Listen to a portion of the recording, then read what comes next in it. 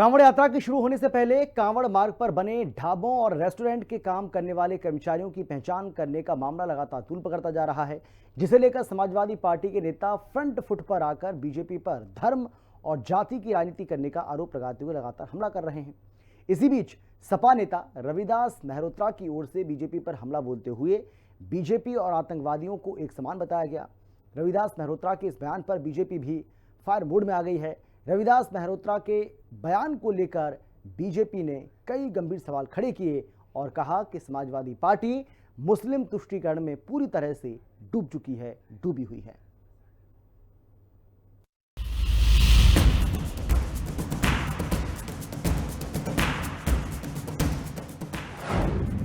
UP की लड़ाई जाति तक आई।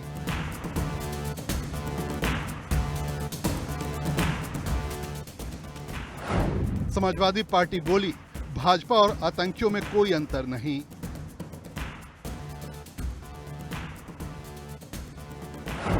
ब्रजेश पाठक बोले, तुष्टीकरण कर रही है समाजवादी पार्टी।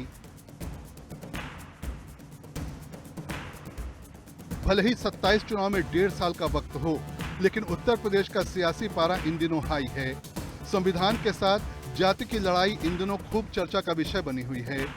इसी क्रम में समाजवादी पार्टी और बीजेपी के बीच जमकर फाइट हो रही है। नेता एक दूसरे पर जमकर छींटाकशी कर रहे हैं। पूर्व सांसद एसटी हसन के बाद समाजवादी पार्टी के विधायक रविदास मेहरोत्रा ने उत्तर प्रदेश की बीजेपी सरकार पर सीधा हमला बोला।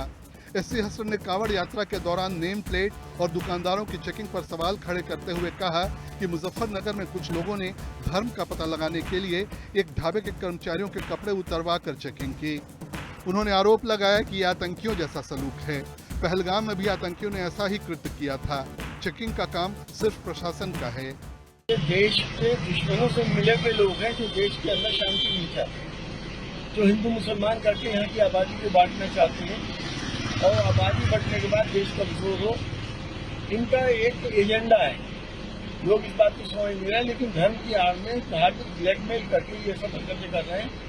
किसने ये राइट दिया इनको कि ढाबों की चेकिंग करें? कि किसने इनको ये राइट दिया कि लोगों की पैंटें उतरवाएं? क्या इनमें और उन आतंकवादियों में कोई फर्क है जिन्होंने धर्म पूछ के पहलगाम के अंदर गोलियां मारी?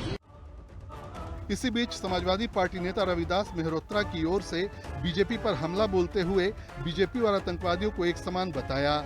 मेहरोत्रा ने कहा कि भारतीय जनता पार्टी और आतंकवादियों में कोई फर्क नहीं है। बीजेपी और आतंकवादी दोनों धर्म और जात पूछकर हमला करते हैं। कांवड़ यात्रा के समय जो लोग दुकान लगाते हैं उनको उनका जाति और धर्म पूछना पूर्ण रूप से अनुचित है। भारतीय जनता पार्टी और आतंकवादियों में कोई अंतर नहीं है। भारतीय जनता पार्टी के लोग भी धर्म और जाति पूछ करके हमला करते हैं और आतंकवादी भी धर्म पूछ करके हत्या करने का काम करते हैं। तो भारतीय जनता पार्टी और आतंकवाद में कोई अंतर नहीं है। उनका बयान सामने आने के बाद भारतीय जनता पार्टी की ओर से डिप्टी सीएम ब्रजेश पाठक ने समाजवादी पार्टी पर करारा हमला बोला। उन्होंने कहा कि समाजवादी पार्टी मजहबी तुष्टीकरण के लिए जानबूझकर ऐसे बयान दे रही है। समाजवादी पार्टी सोची समझी साजिश के तहत जानबूझकर के बारी बारी से बयान देकर सांप्रदायिक सद्भाव को खतरे में डालने का प्रयास कर रही है। समाजवादी पार्टी के लोग हमेशा प्रदेश में तुष्टीकरण की राजनीति करते रहे हैं, उनका पुराना इतिहास रहा है। हमारी प्रतिबद्धता उत्तर प्रदेश की कानून व्यवस्था को चाक चौबंद रखने को लेकर के है। हर स्थिति में हम कानून व्यवस्था को मेंटेन करेंगे और कांवड़ यात्रा सुव्यवस्थित संपन्न हो। धर्म कर्म के लिए जो हमारे भाई जा रहे हैं उनको कोई दिक्कत न हो। वो जो व्रत हैं, व्रत के दौरान उनको खाने पीने की जो दुकानें हैं शुद्ध मिले, उनके मनपसंद भोजन मिले। हर क्रेता का ये अधिकार है कि वो जाने कि विक्रेता कौन है और किससे वो सामग्री खरीद रहा खाने योग्य। और ये इस प्रकार की बातें समाजवादी पार्टी उठा करके केवल तुष्टीकरण की राजनीति कर रही है। ऐसी राजनीति, ऐसी सोच अब जनता नकार रही है। जनता ऐसे लोगों को नहीं स्वीकार रही और अखिलेश यादव 2012 के बाद से कोई चुनाव ऐसा नहीं जो जीत पाए हो, चाहे छोटा चुनाव हो या बड़ा चुनाव हो। सत्ता में वापसी असंभव है। बेहतर ये होगा कि वे समाज में विद्वेष फैलाना, समाज में तनाव फैलाना या सांप्रदायिक सौहार्द खराब करने की जो हरकतें बंद करें, अपनी उपलब्धियां गिनाएं। उपलब्धियां उनके पास नहीं है तो केवल बयानबाजी, बिगड़े बयान देकर, उत्तेजित बयान देकर माहौल बिगाड़ने पर लगे हैं समाजवादी पार्टी। और समाजवादी पार्टी को कभी देश की जनता, प्रदेश की जनता कभी माफ करने वाली नहीं है। दरअसल 2025 में कांवड़ यात्रा से पहले फिर निर्देश जारी किए गए हैं।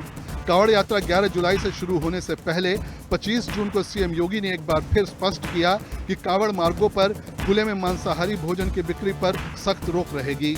सभी विक्रेता अपने नाम, पते और मोबाइल नंबर स्पष्ट रूप से प्रदर्शित करेंगे। जुलूस के मार्गों पर प्रतिबंधित जानवरों का प्रवेश रोका जाएगा। खाद्य वस्तुओं की कीमतें तय की जाएंगी ताकि श्रद्धालुओं से मनमानी वसूली न हो। ये कोई पहला मौका नहीं है जब कांवड़ यात्रा को लेकर यूपी सरकार ने सख्ती दिखाई हो। जुलाई 2022 में मांस और शराब की बिक्री पर प्रतिबंध लगाया गया। जुलाई 2023 में खुले में मांस बेचने पर रोक लगी। जुलाई 2024 में नेम प्लेट का आदेश आया जिस पर जमकर सियासत हुई। 2025 में आदेश के बाद अभी तक खुलकर किसी ने कुछ नहीं कहा है, लेकिन यात्रा की तारीख नजदीक आते आते प्रतिक्रियाओं का सिलसिला फिर शुरू हो सकता है। ब्यूरो रिपोर्ट, हिंदी खबर।